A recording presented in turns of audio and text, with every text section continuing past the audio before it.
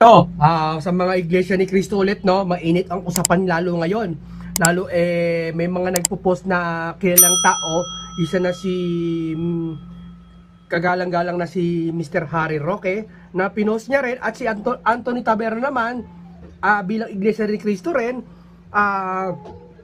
January 13, pinost ni Harry Roque ito. Nagpasalamat siya, maraming salamat po. January 13, 2025. Rally. Join the historic INC rally at Luneta stand against injustice. Yan po nakalagay, no? Ito po, naghahanda talaga. Yung sinabi ng Iglesia ni Cristo noong December, yung nakaraang pang linggo, maghahanda ang Iglesia ni Cristo. Mukhang sa paghahanda na yon, mukhang na paghandaan talaga, no? Ito hindi ko sigurado, wala akong opisyal na masagot dito na ito matutuloy. Pero marami sa mga Iglesia ni Cristo, mga kapatiran, at isa sa mga nagsasabi sa akin na dumadalo nga kasi lagi ako sa mga pagtitipon nila, nasama na ako dahil ako kasalukuyang nag-iiglesia na, no? Nakita ko nga, mausap-usapin talaga na magkakaroon ng rally talaga ang Iglesia ni Cristo itong January 13, no? Ngayon, marami nagsasabi na pagtatalakayin natin dito, ang mga Iglesia ni Cristo, sa aking chori, opinion at palagay, kung bakit, anong benepisyo at anong magiging resulta kapag nag-rally ang Iglesia ni Cristo. Sabi niya na iba, ano naman kung mag-rally kayo, tuloy pa rin ang impeach. Hindi, kala nyo lang, maraming mawawala. Makikinggan nyo, eto mapapakinggan nyo, chori ko to at palagay ko to, bilang ako'y humahanga, labis na tagahanga ng Iglesia ni Cristo, at ako'y kasalukuyang umaanib, talagang kaanib na nila, labis akong humahanga. Kaya ito, bibigyan ko yung dalawang side, na kasi alam mo naman sa atin, hindi tayo pwedeng, alam mo, sa mundong ito, hindi tayo pwedeng kumampi sa hindi kapayapaan. Kapag ikaw Christian country ka, lalo Pilipinas, ang papanigan mo kapayapaan. Wala naman siguro sa atin magtataas ng kamay na ayaw ng kapayapaan. Ako, doon ako sa walang kapayapaan. Magsasabi, pwede ba yun? May ganun ba? Etong country natin marami sa Asia. Marami dito. Pero ito ang bukod tangi sa, hindi ko pagkakamali etong country na to, ang Christian country talaga. Napakadami. Dito talaga, dinala na, una yan yung mga, dinala ng mga Espanyol dito.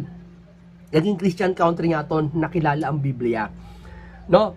Kasi dati ito, Pilipinas, ang may ang may namamahal dito, puro Muslim. Diba? Maski naman ang Muslim, sino ba Muslim dito na ayaw ng kapayapaan? Siyempre, maging ang Muslim, gusto ng kapayapaan. Hanggat maaari, gagawa siya ng paraan para ipakita sa mga tao na gusto nila ng kapayapaan, itigil na. At utos din sa kanila sa Quran, magpatawad ng kapwa. Ganun lalo sa Kristiyano na kinalakihan natin. Ang hirap nga, di ba? Kinalakihan natin na pag-aral natin sa eskwelahan. At nabasa pa sa Biblia, tinuro pa ng magulang at pastor, mga sinong samahan, dapat matutunan din natin sa puso natin na magkaroon tayo ng practice sa buhay natin ng pagrelihiyon, seryosohan. Hindi yung nagsasabihin natin trabaho lang, walang religion dito, trabaho lang. Hindi po pwede yun, di ba? Parang ganito halimbawa, may isang artistang babae, nakipag siya sa artista, yung pagiging artista niya, malaswa. Tapos sasabihin wala naman religion dito, trabaho lang. Hindi. Pwede ba yun? Diba? Pag nagre-religion ka at artista ka bilang isang religyoso ka, itigil mo yung mga ganung bagay. Nasa sa'yo yun. Kung ang paniniwala mo hindi nakakasama yung ganun sa utos ni Cristo, diba? Ang INC sumusunod talaga. Diba? May mga batas sila dyan na limitasyon. Ngayon, makalimutan natin, punta tayo sa rally. Ano ang magiging mga benepisyo kapag nag-rally ang Iglesia ni Cristo? Una, sabi ng iba, hiwalay daw ang government sa, katalakay natin, hiwalay daw ang government sa religion. Totoo, pero tulad ng sinabi ko, wala naman, hindi mo pwedeng sabihin, trabaho lang.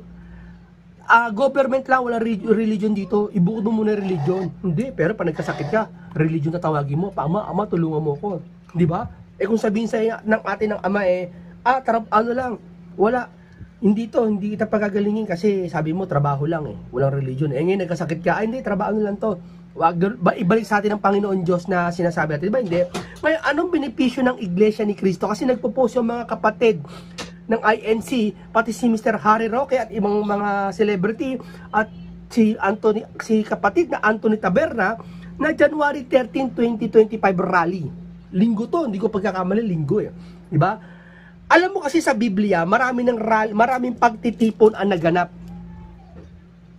Ginagawa to ng mga lumang Kristiyano para ipakita sa kanila hindi lang kanilang puwersa, kundi ang kapayapaan at gusto nilang mangyari. Di ba? Ngayon, sabi niya, wag na mangilam sa gobyerno. Hindi. Ang Kristo nagpapasakop sa gobyerno eh. Nasa gobyerno ka ng Pilipinas, magpasakop ka at kapag nagigipit na ang kalayaan nyo, pwede kayo lumabas at magsabi ng opinyon at ng kagustuhan nyo na ganito, wag ituloy. Hindi para kumampi kung kanino mang kandidato o kung kanino mang partido. Gagawin mo yon dahil sa kapayapaan. Si Kristo ang sabi niya dito, ang kay Cesar, ibigay mo ang kay Cesar. Tinanong nila si Jesus, kaninong muka ang pangalan nakaukit sa pera? Sumagot sila, kay Cesar. Sinabi ni Kristo, sinabi ni Jesus sa kanila, kung ganoon, ibigay nyo ang kay Cesar, ang para kay Cesar, at ang sa Diyos, para sa Diyos. Ibig sabihin, nangilam si Kristo, nagpasakop pa rin si Kristo sa government kasi yung buwis yun na ibibigay kay Cesar, ibigay, hindi. Pero kung iba si Kristo, o sige, akin na, ibigay nyo na sa Diyos yan dito sa religion. Wag na sa government, wala yan. Iba kasi ang religion sa government eh. Iba kasi ang pananampalataya sa government eh. Hindi. Maski ang Kristo nagpasakop sa government. Ibigay niya ang kay Cesar, para kay Cesar, at ang sa Diyos, sa Diyos. Isabihin, hinati niya. Ganun ang Kristo pag humatol. Ngayon, ano ba ang